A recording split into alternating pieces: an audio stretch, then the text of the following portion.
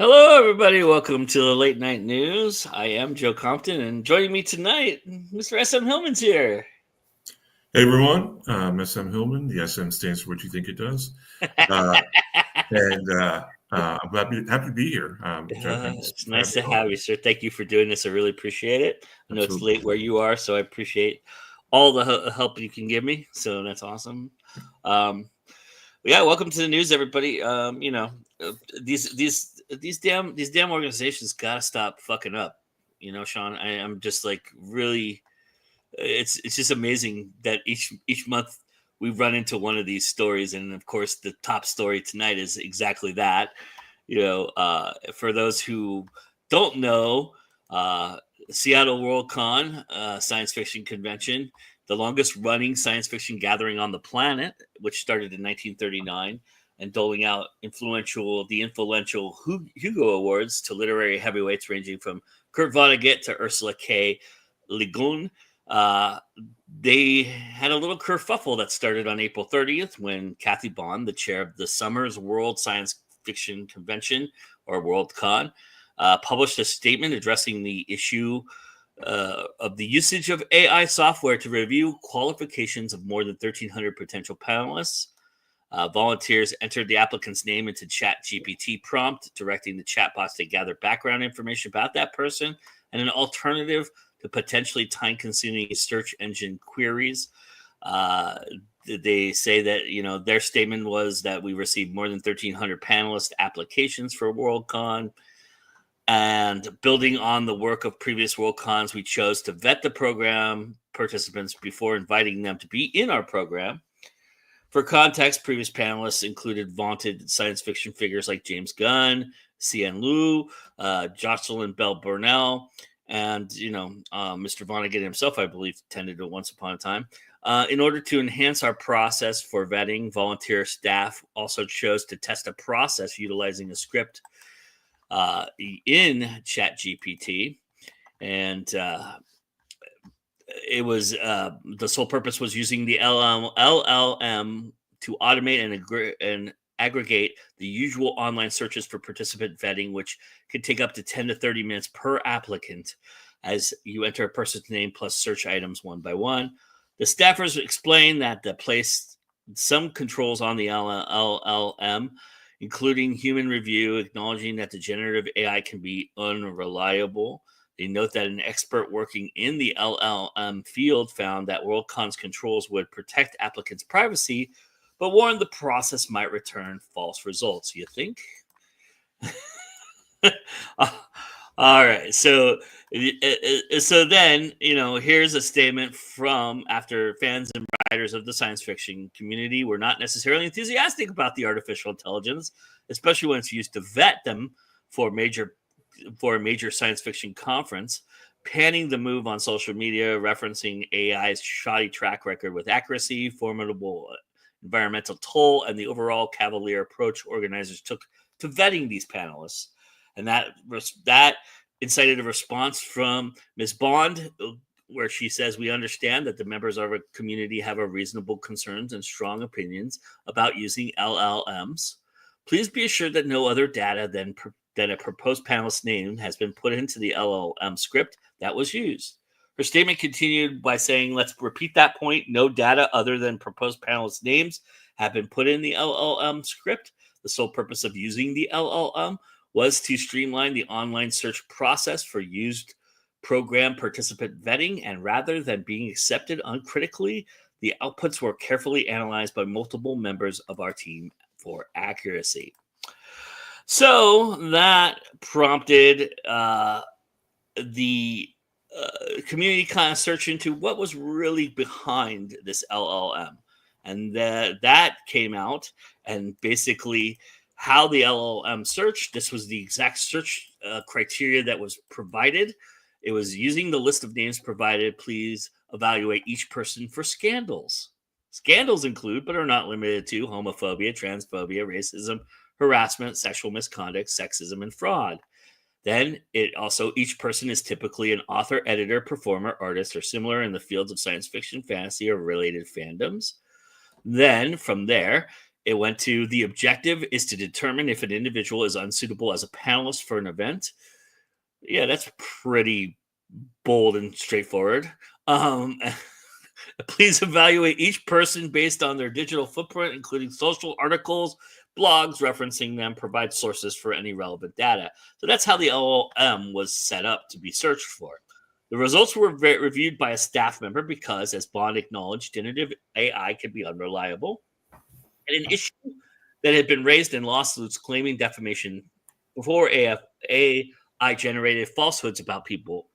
These reviewed panelists' summaries were then passed on to staff handling the panel programming. Bond said that no possible panelist was denied a place solely as a result of the LLM vetting process, and that using LLM saved hundreds of hours of volunteer time, resulting in a more accurate vetting. This tone deaf, I was going to say defecation, but the tone deaf justification triggered withering contempt and outrage from authors like David D. Levine. And I have their statements as well here. This is a terrible idea, and you should have really asked a few authors before implementing this plan. Output of LLMs is based on the work of creators, including your invited guests, which was stolen without permission, acknowledgement, or payment. And the amount of power and water used is horrific. The collation of multiple search results could have been handled with a simple script without using planet-destroying plagiarism machines or the introduction of errors that required fact-checking. I acknowledge and appreciate the use of fact-checking, and I will take your word that no one was rejected because of the use of LLMs.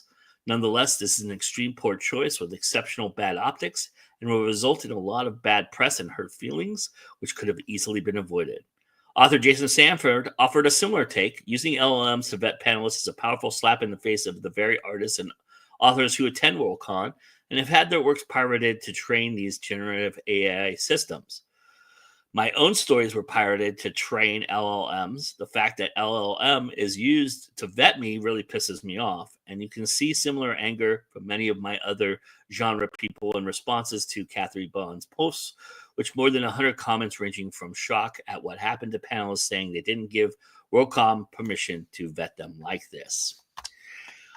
So all of that prompted Kathy to then, on April 30th, try once again to clarify her position as she stuck the knife in deeper. We have received questions regarding Seattle's use of AI tools in our vetting process for program participants. In the interest of transparency, we will explain the process on how we wrote, and this is the statement, we will explain the process on how we wrote. I'm sorry, I lost my place. Please be assured that no other data other than the proposed panelist name has been put into the LLM script that was used. Let's repeat that point. No other data, blah, blah, blah. That's the same thing she said earlier. The sole purpose of using LLM was to streamline the online search process used for program participant vetting. And rather than being accepted uncritically, the outputs were carefully analyzed by multiple members of our team for accuracy. She explains that the use of the process saved literally the hundreds of hours. The last line is the last line of what is going on now is today, just today, there was resignations happening. A few of the Hugo folks who run the Hugo Awards have resigned, and Mr. White, McCallum Stewart, and Cassidy, and that the Hugos themselves were not pulled into this process, which meant that Seattle Worldcon more efficiently compiled the panels it offers to the convention attendees.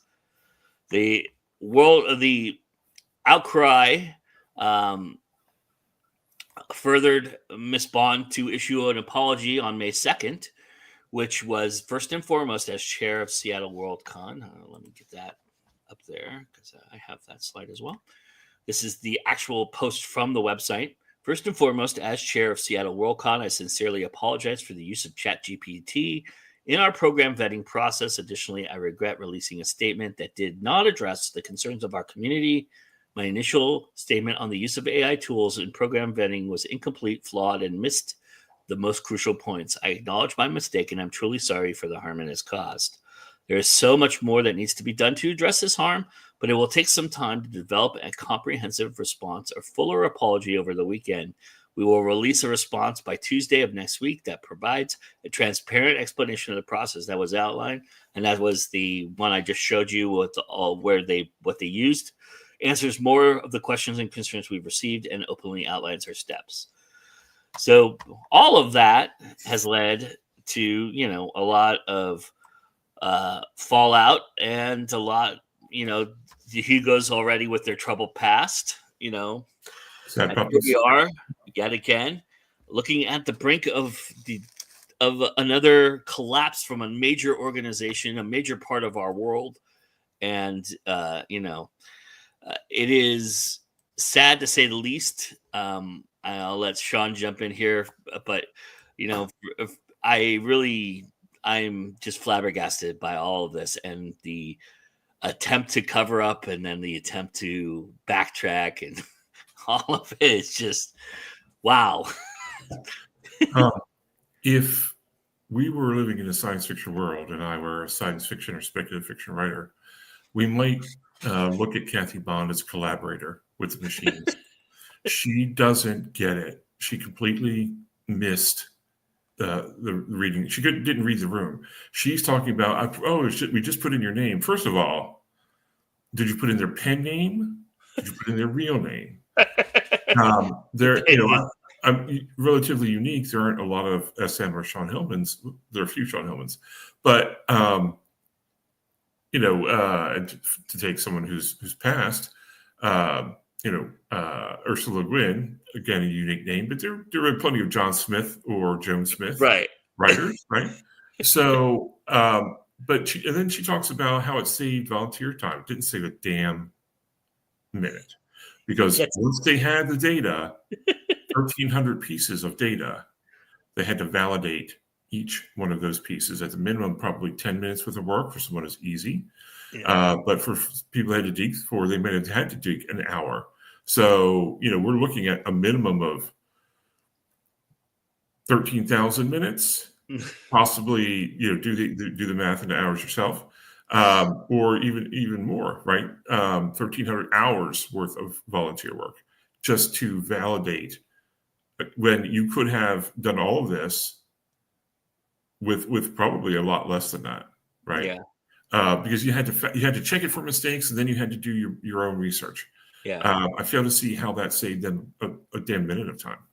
And to your point about the John Smith aspect too, to your point about the John Smith aspect is like, if they had the wrong John Smith and they vetted that through AI, but then they realized in the volunteer aspect of it that they had the wrong one, then they have to go back and re-input the right one and do all of that. And that added hours, I'm sure, onto what they were trying to do as well. Yeah, and I kind of imagine there probably are some solar or what they call hope punk, which are more environmental friendly speculative fiction authors invited or trying to be panelists, and then you go and use a service which is using millions of gallons of fresh water. I saw an article, or I watched a video today on the internet. I'm pretty sure it was true, but you never know. Where a news organization was interviewing people who live near the Meta data farm here in Georgia, and they couldn't get any cold water. Right? They had their sediment in their water. They have to fill up jugs to flush their toilets. Wow. These chat AI, the data centers are destroying the environment. Wow. Destroying it. And they're destroying human lives at the same time.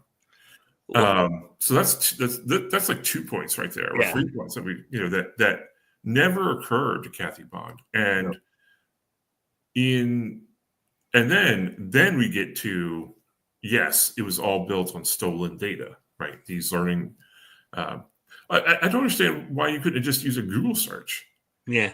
Right. Or as someone mentioned, one of the authors mentioned, use a script. There are brilliant people out there who would have written you a script in 10 minutes. Yeah. They would have done you exactly what you wanted. Here's the other thing that I find interesting is they had to know, like, if Brandon Sanderson was going to be at Worldcon, are you really vetting Brandon Sanderson? And if you're not vetting him, but you're vetting this person, what's the difference, right? And so you're either doing it for everybody, or you're really doing it. You're really trying to find a way not to invite that person. It Right. feels like, there Exactly. feels like there's a scrutiny that's going on with people that maybe they've never heard of, but other people know and want at Worldcon. But did Brandon Sanderson get vetted equally the same way, right? Right. And because, I mean, you have to be living under a rock to not know who Brandon Sanderson is, Right. you know. I And mean, to be fair, there Brandon are people who don't know who he is, but still, in our community, I would guarantee you 9 out of 10 people know who he is. everyone working for Worldcon should know who he is. Right? Right. And Brandon does have a supervillain lair, um, an underground lair. So maybe I don't know, but no, you're exactly right. And what was the criteria for who they vetted and who they didn't? Right. If you don't give two poops about what chat AI does to the environment, I'm skeptical that you are living up to that list of isms and phobias that you listed, right? Right. How many of your friends or known quantities that you didn't vet were straight white men, right? Let's just hit it on the head. What was the proportion of people of color, women, Yeah. folks of the LGBTQ communities? How many of them had to be vetted, right? Right. By a machine, nonetheless, right? By a machine. Yeah. And if you still have to, just the gall of doing it with a machine is insulting, and then you have to check the machine. Your machine isn't perfect. Then what are you using it for, right? And to your point, they're not applying to be part of the FBI. If they have an article about transphobia out there on them, or sexual misconduct about them on there, Google search would have found that just as easily as anything. And also, you probably would have known who they were. I Yes, mean, our community does a really good job of vetting itself and putting them out there and calling those people out on blast if right. there are people out there like that, right? And yeah, I get it. 1,300 people, that's a lot of people. You may not everybody may not know, whoever gets that section of people, whoever gets the C's may not know, whoever gets the R's may not know that J.K. Rowling is a transphobic, Right. person, right? But, but at the same token, a Google search, literally, you just put in J.K. Rowling, that's the first fucking 20 articles about J.K. Rowling, right? It's like, so it's like, that in itself is just a silly criteria. And then each typically is an author, editor, performer, or artist. How do you define that? I mean, I might have put out a paper on molecular biology on the Harvard website. Does that make me an author? Does that make me an artist at that point? Does it make you a scientist? Not necessarily. So I mean, this is, and then unsuitable as a panelist for an event. What, you can't decide that on your own? I mean, you can't decide that. If you don't want them there, don't have them there. I mean, if you feel like they're unsuitable, why does ChatGPT have to decide that for you? Right. How does that happen? Because they're not an artist, an author, or they're maybe transphobic by one article that might put their name in something. I don't know. What was the benchmark? If someone was like, well, you may say, I don't understand trans folks, or I'm not familiar with it, versus someone who is actively transphobic, like right. And it's very easily, as it's stated in this article several times, very easily misinterpreted. What if that person was talking for transphobic, folks, saying, this person, I'm not transphobic, but if that came up in an article, would that word trigger their name just because they put it in an article that they were writing about, or a blog post that they were writing about? How do you determine? And so in that case, then, okay, so the person, then the humans are vetting them.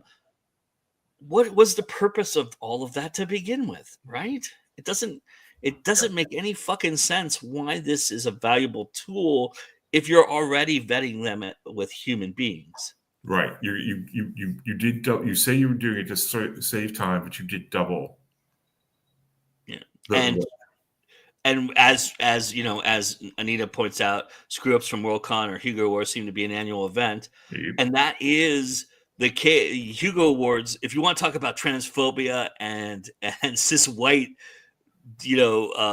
privilege, the Hugo Awards has been deemed and like destroyed constantly for that exact analogy. So it's kind of like the kettle, pot meets kettle in a lot of ways. Right. Yeah, absolutely. AI vetting what could go wrong, right?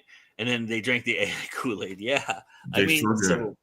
This is just so ridiculous. This is a much to do about everything that should have been about nothing. I mean, I don't even understand. I mean, somebody there had to whistle blow this because how does this get out to begin with, right? If I would not do this. However, if I were, I would not. Certainly wouldn't be a very small group of people who would know about it, right? Yeah. So that was sloppy right there. Yeah. Which doesn't surprise me for what has happened with this organization, but just to put it in context for some folks, because I know we're running on time, is that when I, for a couple of conventions, I do guest, choosing guests. And oftentimes we'll vet them right in that meeting, right? Yep. So we'll have a 2-hour meeting, and okay, it's not 1,300 people that we're vetting, but we do a pretty good job, right, of vetting even new people because we just do a quick search. Or we look at the website, we look at their blog, and it just boom, boom, boom. Okay, this person seems like one of our people, or this person doesn't seem like one of our people. Yeah. And that it's a lot of wasted time. Effort. In fairness, and this is not really a fair comparison because Multiverse has 800 guests. Worldcon has 1,300 apparently, but that 1,300, not all of them are going to get in, and you probably get about the same amount of applicants, pretty close to that. I would probably guess in at least 1,000, and yet you have to vet down to 750 or 800. Well, 80. We have about 80 guests at Multiverse. Yeah. Okay. So, but percentage-wise, you're correct, right? We get about this. If you're looking at the percentages, it's correct. It's still we're still vetting a lot of people. Yeah. For a very small guest committee. Same with JordanCon, right? Yeah. And they have no excuses. You have San Diego Comic-Con, you have Dragon Con, which are two bigger cons than both of them.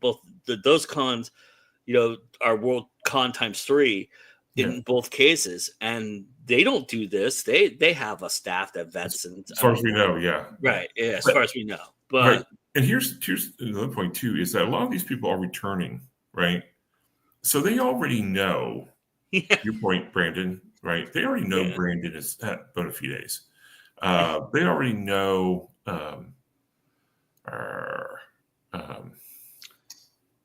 I love. Here's a smaller name, Robert Sawyer. I'm there sure they know that Robert Sawyer's Bona Fides. Yeah.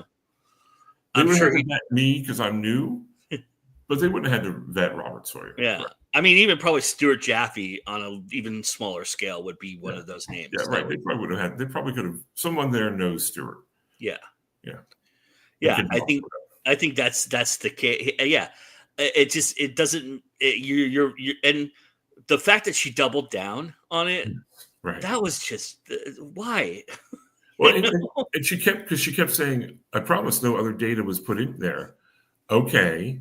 One, you really need more than one data point, i.e. their name, to accurately get an accurate read. I would think. Someone who's an expert, please, correct me. But more than one data point in almost every kind of research is better than one. 2 is better than 1. Where's it going with this? But she kept saying, oh, no other data was put in it. People, that's not why people are upset. No, I guarantee you, almost no one was upset because they put just their name or the chance that they put out any data. Yeah, what you were doing was just it was inappropriate. Yeah, yeah. I mean, it does make me think about other cons that I've applied to, right? But at the same token, I know a lot of people I have a trust network within those cons, so that's easily vetted for myself to know that that's not happening. But I mean, I pretty much I've seen the process at Dragon Con run, and it runs like a Swiss watch, and so they have it down, so they don't need that element. But I mean, it is interesting to a point where I don't know. It's just a scary. It's a scary thought, right? And the idea that maybe this also was utilized to place people on certain panels. That is a big no if you're doing it that way, because.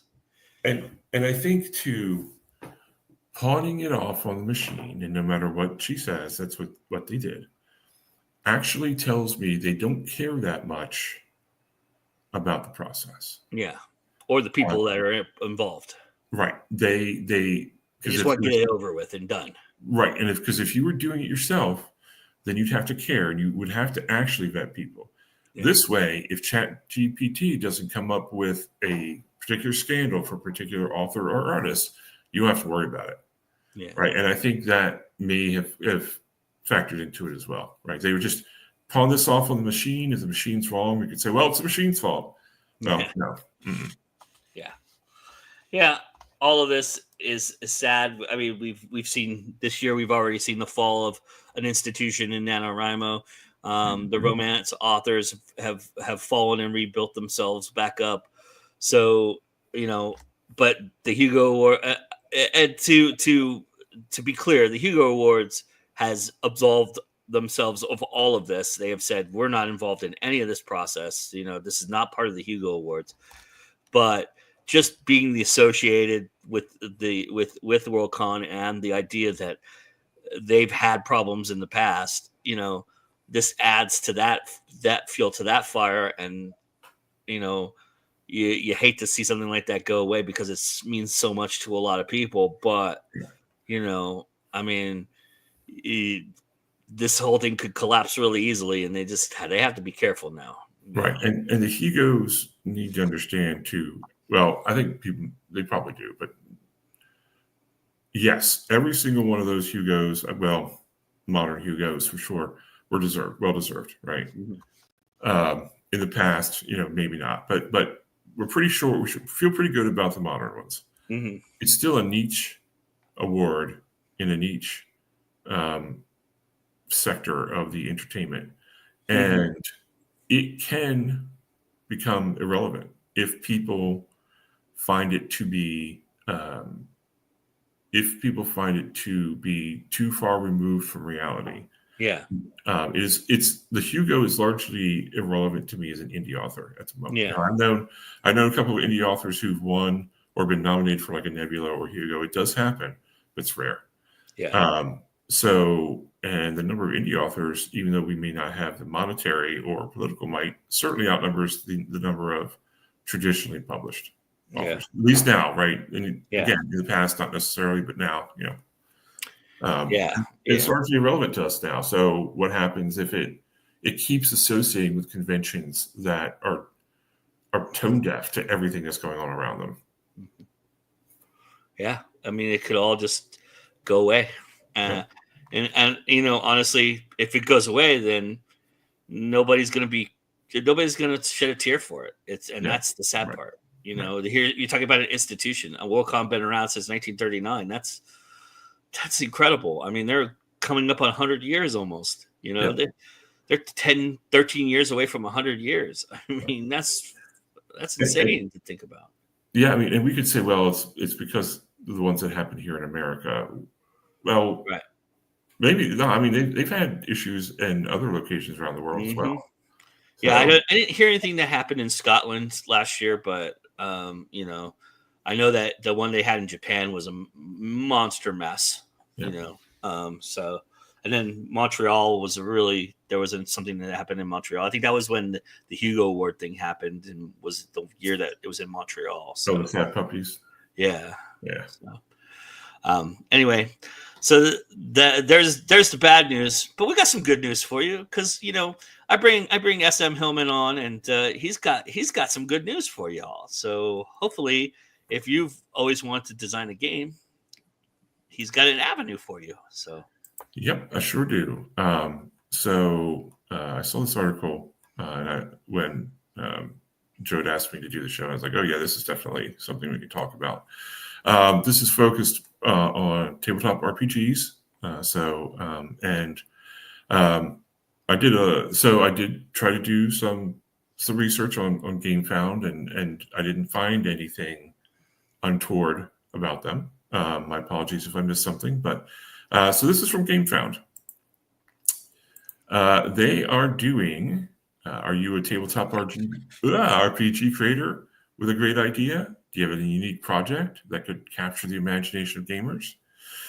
We are thrilled to invite you to RPG Party, a special event aimed at helping independent TTRPG creators bring their projects to life. The event is a collaboration with some of the most respected names in industry: Magpie Games, Chaosium, Loot Tavern, and Drive-Thru RPG. Together, we're providing creators with resources, mentorship, and marketing support they need to successfully bring their RPGs projects to life through crowdfunding. So, GameFound is a just reading a little bit about us. They making game creation fast and simple.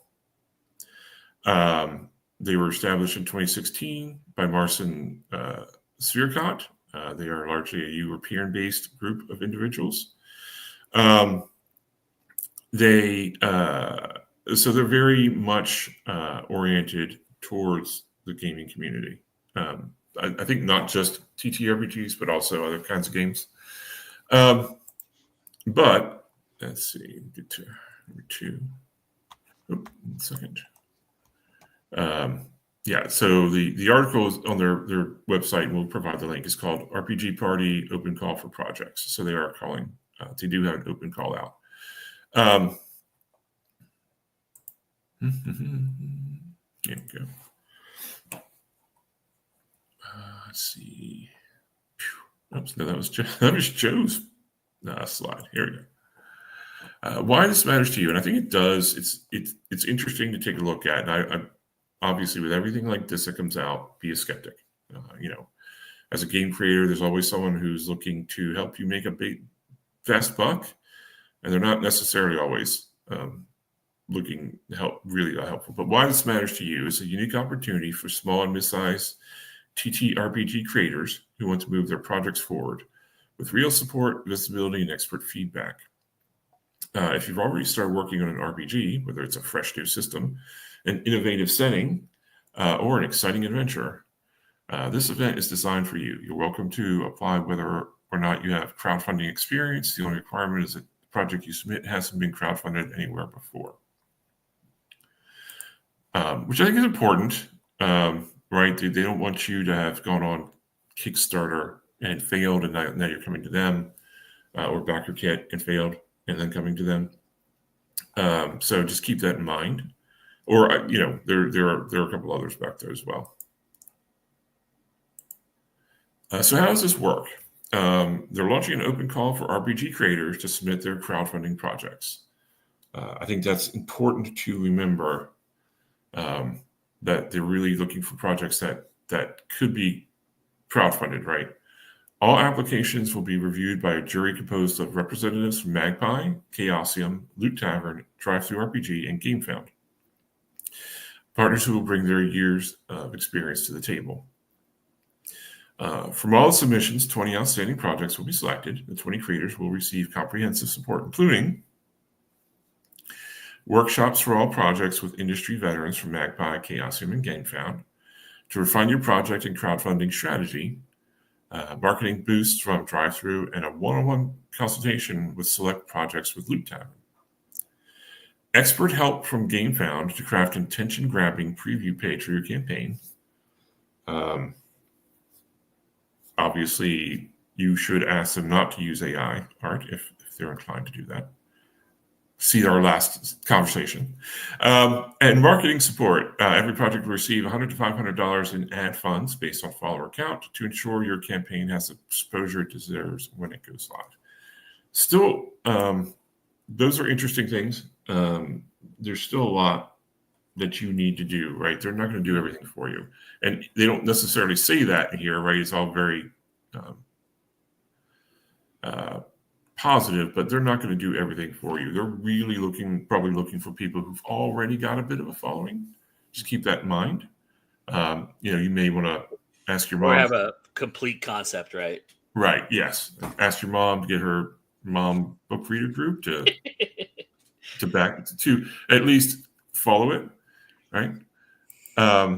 Okay. So some important information, submission requirements. Submission materials. A 2-page spread is ideal, or at least one piece of art and one full page of text that gives a clear idea of your project. So, again, please do not use AI art. That is theft. But you may have to pay a concept artist, at least for a piece of concept art. That I suspect they probably will. That will probably be a big deal if they see a piece of art as opposed to 2 pages of text. It has to be intended for physical print. Digital rewards such as PDFs are welcome, but not required. So that is something too. They're not going to just make a PDF. This needs to be something you want to see as a physical product. Keep that in mind. Content, original tabletop RGB material, rule sets, settings, adventures, etc. They don't mention things like the recent Dungeons and Dragons 2024 Creative Commons license that's out, or the OGL, which is before that. They don't mention the Orc license, which is used by Pathfinder, and I think Chaosium uses that. So again, they haven't mentioned. That's a question you should ask. Hey, what licenses am I allowed to do? Are they really looking for Triangle Agency, or are they looking for Belgian Resistance World War II for 5e? Right. Commitment. If your project is selected, you'll be expected to run a crowdfunding campaign on GameFound, deliver a final product in the form of a physical book with at least 24 pages. Just to give you context, for you people who are old, or maybe not that old, a lot of the old adventure modules were like 24 to, well, honestly, they could be 16 to 32 pages. So that's about the size of a small module from the older days. Timeline, real quick. Call submissions are open until June 2nd. Campaign creation after June 2nd. The selected projects will begin developing their preview pages for their campaigns. Preview page publishing. All preview pages will go live by July. And the crowdfunding launches. The crowdfunding will begin. Will be officially launched on GameFound in August. So, my first question to you, Joe, honestly, is they're not necessarily the same business, but like if someone were doing this for filmmakers, and they have done things like this for filmmakers, right? I was just gonna say Project Greenlight is one of those. That's very similar to Project Greenlight in that respect. Okay, so they may even taken some inspiration from that. Yeah, you don't have to stand in front of Ben Affleck and Matt Damon to pitch your idea, though, which is nice. But yeah. Well, I've had interactions with some of the folks at Chaosium, and they're good people. But a lot of them, they're not easy to convince, right, to do a project, right? I'll just let folks know that that's the case. I'm sorry, you never got to ask your question, so I'm sorry. But no, that was my question. What do you think compared to something that for film? How's this look? How's this feel for you? This is pretty awesome because this is heavyweights that we're talking about here. Chaosium, Drive-Thru RPG. The idea that they're going to not only help you probably be very successful crowdfunding, because I'm sure they're going to advertise the hell out of this. Yeah. And then they're going to give you ad funds on top of that. Right. I mean, 20 projects seems really ambitious, though. I worry that they look at that. I mean, if you're I would say get into this now because you're going to be part of the learning curve of what they're doing. Because I guarantee you next year it'll be 5 to 10. They won't do as many because they'll realize that they've overshot the moon with 20. And it's a little money if they give everybody 500. Right. Yeah. I mean, there's there's a lot to like about this. There is some questions, like you said, the licensing is a big question. NDA might be another question I have. How much can I talk about it? How much can I say? What can I say? How involved can like if you enter a film festival, you enter a screenwriting competition, right? You're given the updates, and then you tell the world where you're at. Hey, I got into the second round. Hey, I got into the semifinal. Can you do that with this competition? Is this a competition? Is this they're going to look at all of these at once and then just pick 20 and say these are our 20? Or are they going to have rounds where they're going to have 48 down to 30, down to 35, that kind of thing? So right. It sounds like they're going to just choose the 20, but that may depend on how many they applications they get, right? Submissions they get. Yeah, I mean, it's interesting too because I'm wondering how much at Gen Con they're promoting this, because it seems like it's happening right around Gen Con. Is that kind of August? Yep. Yeah. So that's kind of interesting too. Which is benefit to you. I think if you were out there and you've always wanted to see let's say you're an author who has always wanted to see your book turn into a game, this is a perfect thing for you to do that with. I mean, this is the moment that you have to take advantage of this, because where's the harm and foul? Yeah, you might have to spend a little money for the art. You might have to do a little bit of, you're going to have to do a lot of work, but essentially you're just creating a synopsis and a blueprint, and that's what they're selling off of. And you're going to be able to work the entire thing into existence through their resources and what they're doing. And like you said, yeah, they probably have some parameters of how far along somebody is. If it might be like Shark Tank, where they look at this and go, well, you're not quite at the moment that we want you to be at, so we're going to pass on your idea this time, but maybe next year you work on it,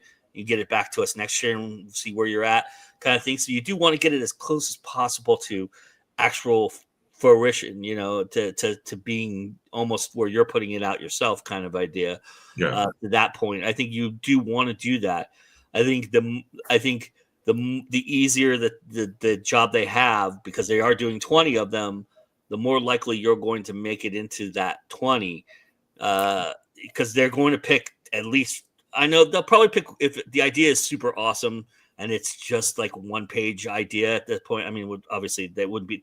It's 20-page idea at this point, and they go, well, it's 20 pages. They've got a pretty good concept here. We could see us marketing this and making some money and doing that strategy. They're going to pick that up, but that's one out of the 20. I think the other 19 are going to be ones that are very close to being done and very close to having literally, I'm about to go on to Kickstarter myself until I saw this, kind of idea. Yeah, I agree with that. If the closer you are to going live with a crowdfunding, the more likely they're going to take you. Yeah. I think with Chaosium involved, they have a couple systems that they're famous for. So that might curry favor. The PRP or the Quest Worlds, both are good. But I suspect that if you've got a 5e adjacent product, either from 2014 or 2024, or even like something that's D&D 3.5 adjacent, Pathfinder adjacent, that's going to be interesting because that sells, right? And I'll be interested to see how many projects are what we would consider to be an indie design. And they're all indie designs. Okay, if you're in your garage. Yeah, right now they're all indie. Yeah. Yeah, right now you're all indie design. It's okay. Yeah. I'm not saying you shouldn't use the 5e. Yeah, unless you're that guy that's holding on to the Monsters IP and not having released anything yet, right? Yes, Monsters IP guy. Right.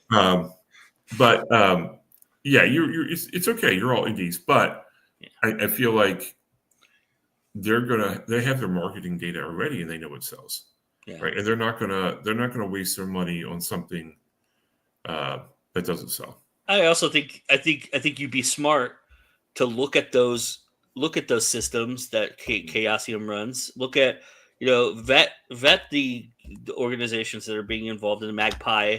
Look at the games that they put out.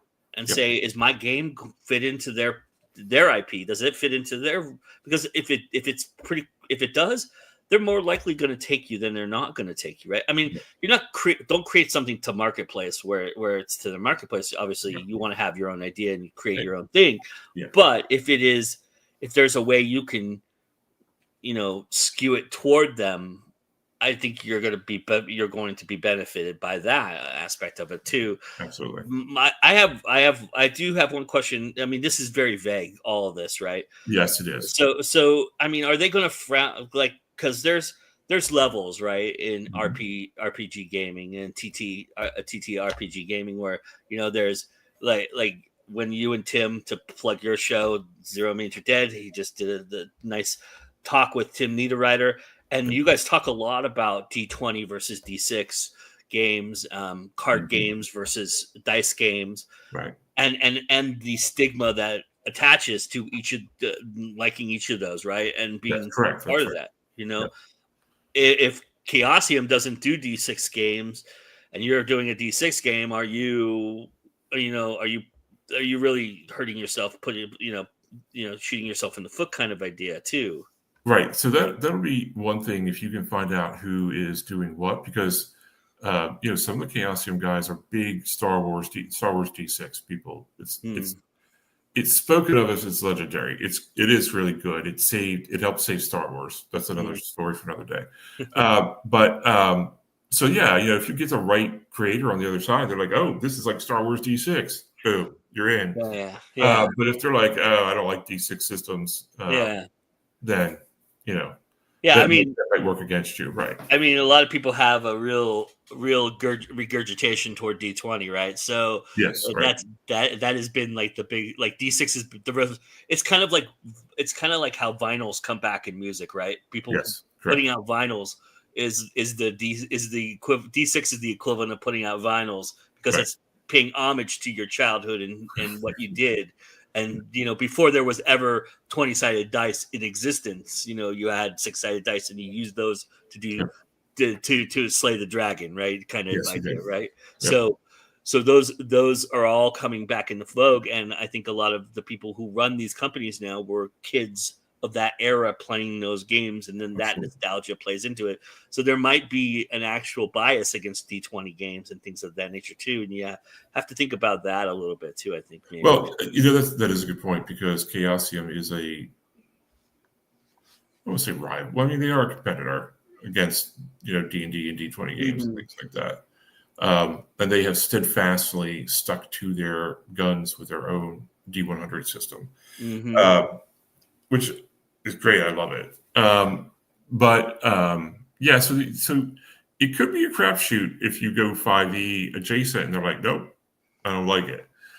Versus, but then you have Magpie, who's probably likes the 5e adjacent. Right? It depends on who you're going to get. It really depends on who you get. I think we're doing our best to vet people for you guys out there at GameFound, but discourage them from getting false hope.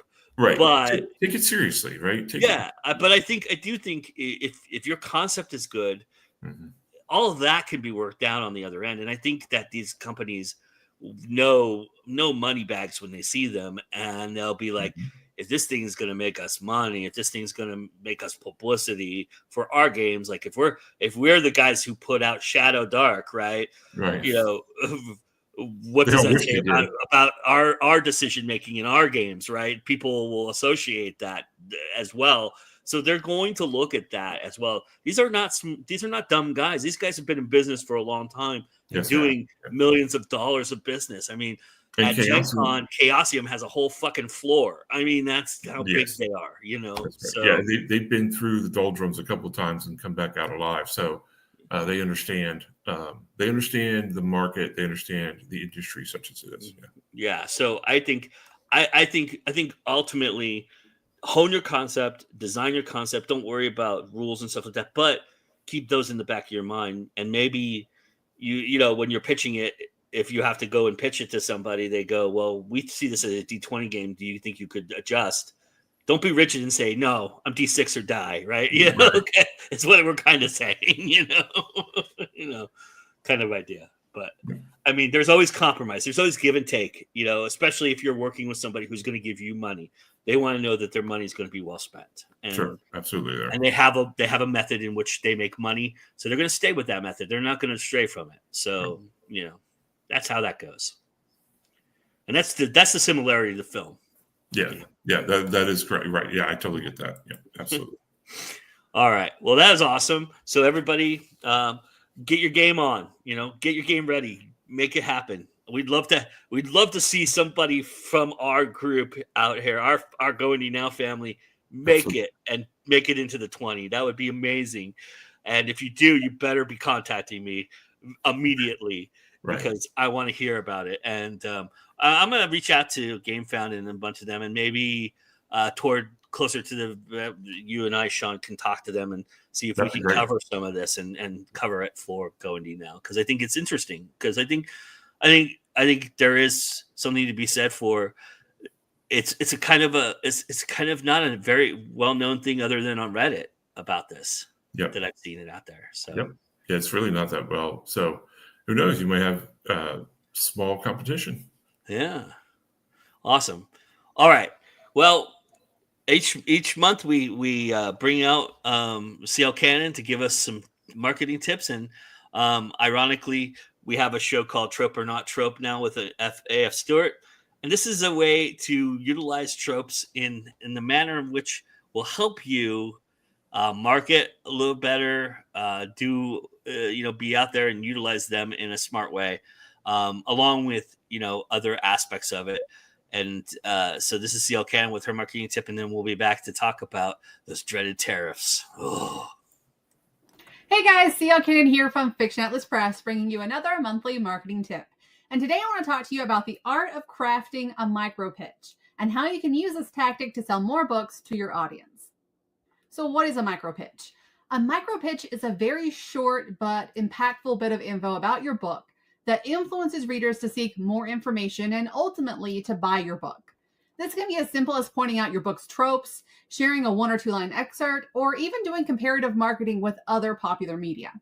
The point is getting your potential readers' attention fast and compelling them to take action. You can do this in any marketing format, from sharing text on Blue Sky or your Instagram caption to making a clever promo graphic that points out specific tropes and fan favorite aspects of your story. But video has become increasingly popular, and it is where I think this kind of marketing really shines. You'll often see these on TikTok and Reels, and both my bookshelf and my bank account can tell you that they do work if done properly. Let me show you some great examples from TikTok. So I've muted these so we don't have any worries about the copyright or any of the music getting struck on YouTube when I upload this later. But you can see a lot of different ways that authors are using micro pitching here with different styles, using humor. Some are using really pretty visuals. Some are using art from their books. A lot of people use AI. I've tried to make sure I pulled examples that didn't use AI. People are talking about their tropes. People are telling you what's different about their book, but also things that they know that you will enjoy. Some people are using CapCut memes. But the whole point is grabbing attention. Why do these work so well? Well, attention spans are getting shorter and people are busier now than they've ever been before in history, so boldly and quickly conveying the best aspects of your story to a reader helps them make quicker decisions than reading a long blurb or combing through pages and pages of reviews. And that's not to say that they won't take a look at your blurb or that the reviews of your story are not important. They're all both still important marketing tools, but this faster approach to bare bones marketing really plays on making the reader feel confident that your story will make them feel like one of their other favorites did in the past because it has X, Y, and Z. Think of it like trying a new dessert. You're more likely to be excited about trying a pie with 3 ingredients that you already know that you enjoy, more than one that you've been told to try without really knowing what's in it, or let's be honest, who baked it. So what are the ingredients for crafting a micro pitch? You can't just pull a few random words from the book or a shocking bit of dialogue just to grab attention. And you can't just paste a done-to-death trope on the graphic and call it a day. You have to stand out while pointing out the ways you're similar, which seems complicated. But it's really pretty simple to do if you know your story and your genre well. This is where all of your marketing research is going to come in handy. You have to craft your pitch in a way that gives the reader a question that they need answers to. Don't just make them curious. Give them something that's so intriguing they go looking for the answers themselves. And let the answer be your buy link in your bio or on your website. Make it accessible and easy for them once they do go looking. Here's a pretty reliable format. Your character has a specific goal, but faces some sort of high-stakes obstacle with a trope or a twist thrown in at the end. For example, she's the chosen one, but the prophecy forgot to mention the part where she dies at the end. She's loud, reckless, and everything he loathes, but when she disappears without a trace, he'll sacrifice everything, even his freedom, to bring her home. He was the Dark Lord everyone feared, but when his empire crumbles, he's forced to team up with the very people he tried to destroy. Monsters terrorize the city. She hunts them. Too bad her ex just turned into one. You want these one-liners to sound like they're straight from Gossip Girl. You can also go heavy on the trope callouts or do POVs. For example, when the MC and the boy she swore she'd never fall for reach the tavern, but there's only one bed. Or POV. POV, destiny chose you to break the chains binding all magic wielders. But your father holds the key, and he won't let it go without a fight. You can see how these kind of sound clickbaity. And clickbait is not always a bad thing. It's just something that grabs your attention and then gets you to seek more information. You can also go the media mashup route by taking it one step further and laying out specific tropes instead of genres. If you enjoy the high-stakes heist of this book and the grumpy sunshine romance of this book, you'll love insert the name of your book. Also great if you mention one unique aspect of your book with those similar ones so you are offering something fresh. One very important note is that when you are making these videos, it's fine to mention other pieces of media, but never ever use actual video clips from that media. If you write dystopian, don't be using clips from The Hunger Games or The 100 to sell your story. That's copyright infringement and you don't want to pay those fines. Micropitching can be a very fast and effective way to reach the right readers, but it does take some practice and some research to get it right. So keep trying. Do it a couple times, do it a couple different ways. Look for examples. I'm sure if you scroll on TikTok or Reels in the book talk sort of area, you're going to find something. Also, make sure that you are looking for the tropes and the type of videos that other people in your genre are posting, because a romantasy micro pitch is not going to be the same as something for epic fantasy or sci-fi. Ultimately, you know what your audience is going to respond to, and it's your job to make that as compelling and as quick as possible, and to have a quick way for those people to reach your books. Okay, that's my marketing tip for May. I hope it helps you find a new way to captivate your audience. As always, I'm happy to answer any questions you have about today's tip or marketing in general. You can email me at info@fiction-atlas.com with your questions, or check me out on my websites that are listed below. I hope you have a lovely month, and I'll see you next time. Bye. As always, we're very grateful to CL Cannon for that awesome marketing tip. Very cool. You know, a lot of time and effort goes into those, as does going into micro pitching. So Yes. We appreciate it, and that's crazy. You know what else is crazy, Sean? Tariffs, and now that maybe the habeas corpus is going to be lifted, I might get deported for this, but I don't care at this point. This is going to kill the industries at large. And one of the things that has really been bandied about is the idea that, imposing 100% tariff, and the idea that, Trump himself has talked about how insane it is how un-American it is to make a movie overseas and take overseas money and do all this, and that he's called it a national security threat. We're making movies, for fuck's sake. We're not making bombs, but unless you're certain filmmakers, you are making bombs, but that's a different kind of bombing. Hey, don't be mean to Uwe Ball. But it's just silliness. It's absolute. And then there's people who are defending it, which just drive me crazy. But basically, the idea one producer in the UK mentions that it's insane so that US companies can only make US films. James Cameron can't make Avatar overseas. Who pays the tariffs? Leading independent distributors would all be out of business if it's them, Yeah. And they wouldn't take anything on from the US if they know this, right? Right. I mean, the AFM, which is the American film market, where independents go to sell their movies to, massive distributors. Like if you've got an action film and a Chinese conglomerate, doesn't come and pick it up and distribute it in China, you just made your money back on you just maxed out 4 credit cards to make this fucking movie, spent, probably got divorced in the process and all these things, right? You're probably going stir crazy, and you've been holding on to this movie for 4 years, and it's just been a suck of your life. And here's an opportunity to pitch it to a Chinese distributor who's looking for action movies, set in the Amish countryside, and you have one that you created, but because you filmed it in Belgium and not Pennsylvania, or you filmed it in Ottawa and not Pennsylvania, you're going to get imposed the 150% tax on it. Right. And that person who takes it on is the one who pays that tax. They're not going to take your movie, and then you've lost all your money and your house and your kids, and then you become a degenerate gambler and a homeless person that talks to themselves about what could have been and how. I'm not speaking from experience or anything. I'm just saying, but so that is what we're talking about here. What is not understood about this idea is that, the people cheering this who think that it's bringing jobs to U.S. production need to understand that it's not the effect it's going to have. It will make low and mid-level production companies unproducible, hence destroying many jobs from producer assistants to writers to production. Further, that lessens the amount of big budget content created because the studios won't be able to make as much because the cost of production will be so much higher. Yeah. The studio dollars currently go further overseas due to the various lucrative tax incentives that they have.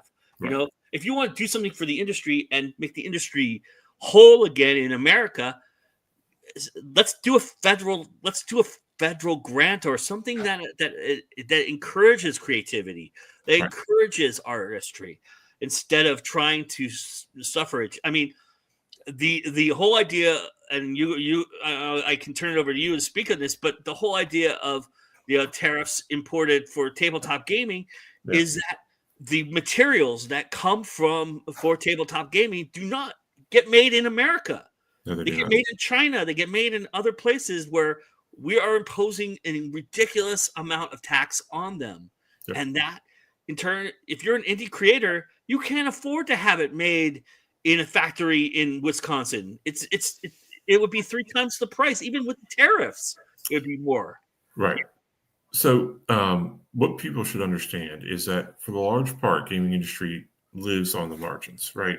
Mm-hmm. I should say with the exception of Wizards of the Coast, who have Hasbro backing them up, but even they, right, still. I mean, even Hasbro said, we're not gonna bankroll you.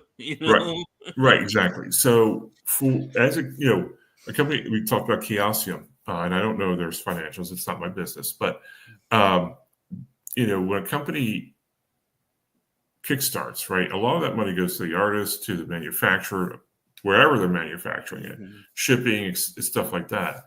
If you make $2 million, you don't ever see, you briefly see $2 million, but it's on pretty quickly. Yeah.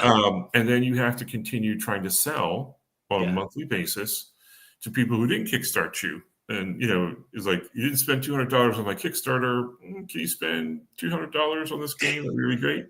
Or for a small RPG press, 10,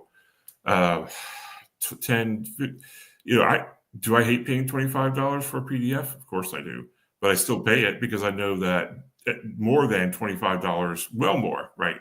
Of the $25 of effort went into that PDF, no matter how big or small it is. Mm-hmm. And that might be a paycheck. That might be, we're not talking almost no one, because I'm sure someone is, but almost no one is living the high life on the RPG circuit, right? Right. No one's rolling in dough. And so when they have to cut, it means they have to cut jobs.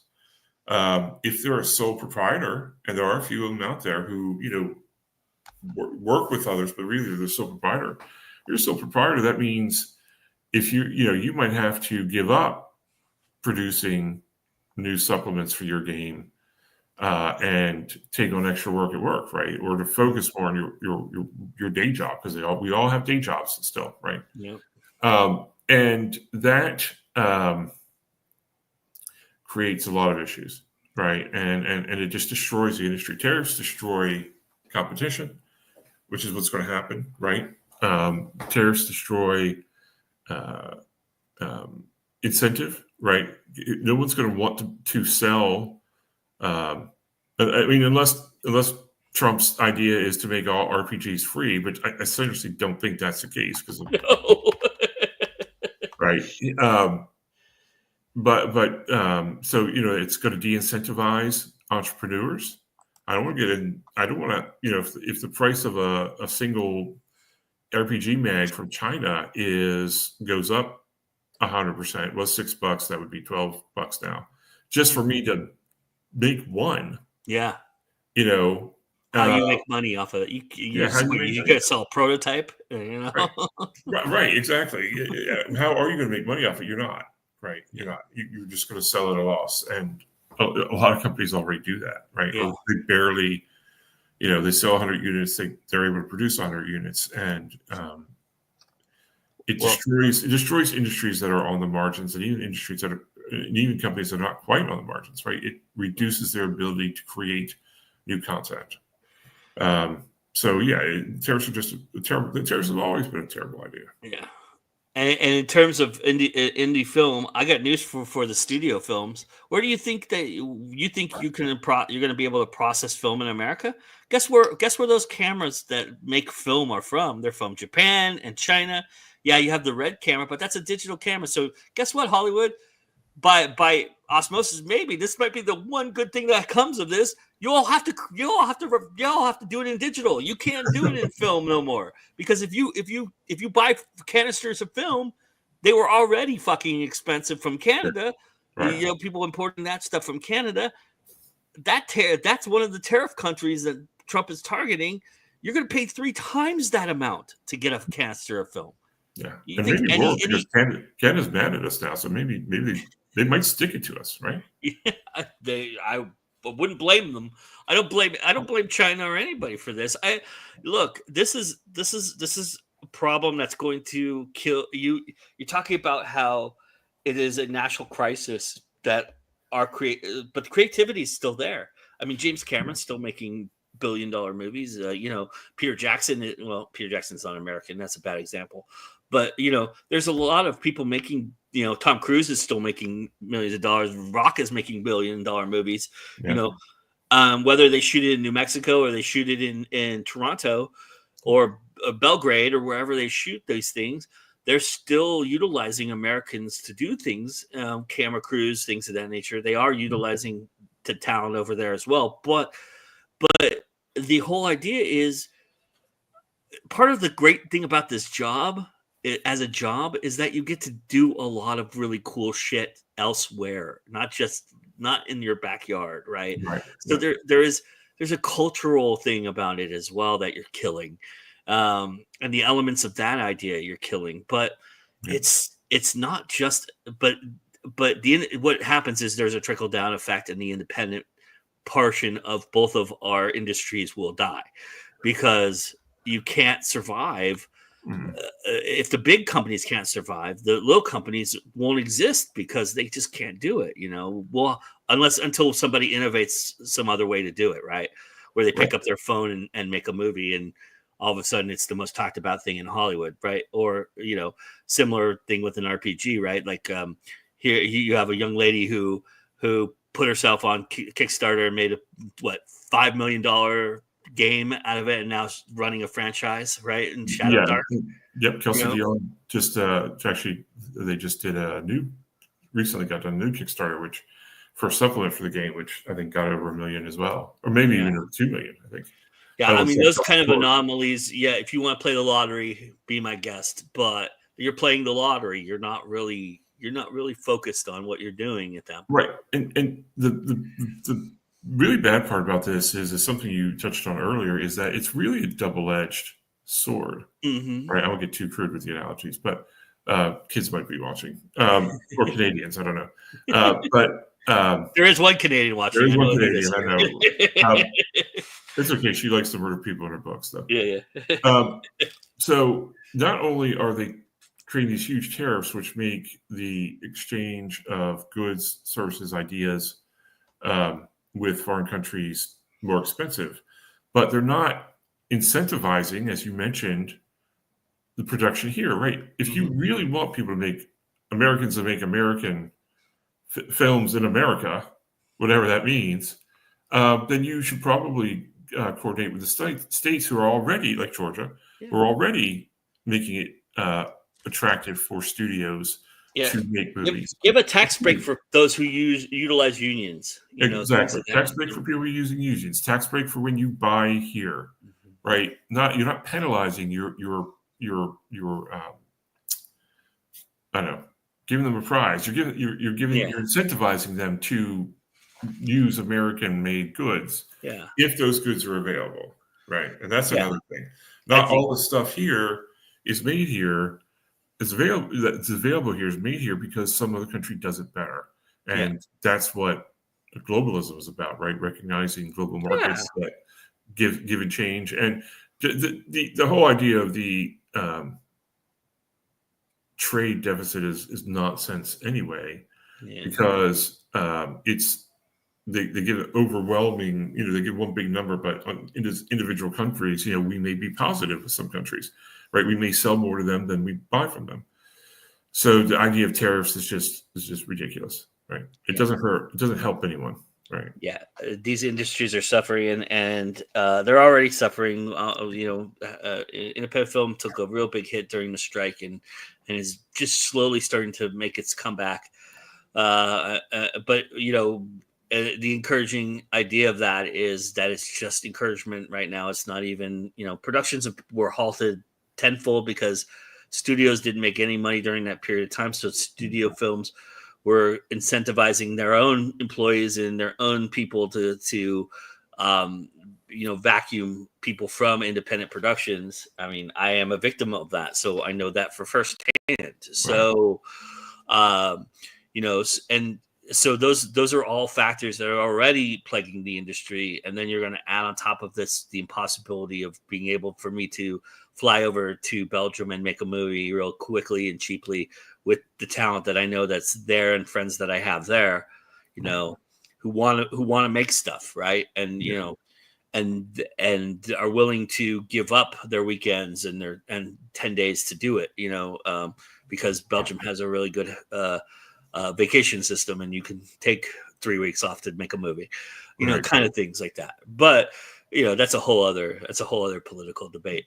But that being said, those are things we're talking about here. We're talking about you're not fostering any relationships with anybody other than you're nationalizing something that doesn't have a national leg to stand on. Right. Yeah. Right. No one's being harmed. Right. Right. National security, my ass. Yes. Right. And if you really want, as an example, if you really want American filmmakers to buy film from reels from America manufacturers, then maybe you should encourage someone in America to create quality. That competition is like, hey, I want to compete with Canada, so we're going to make the best damn film reel in the world. Right? You look at the Red camera. The Red camera was created in 2004 by an American because he was tired of the limitations of it not showing the digital limitations versus film, and he wanted to create something that kind of married the two ideas together.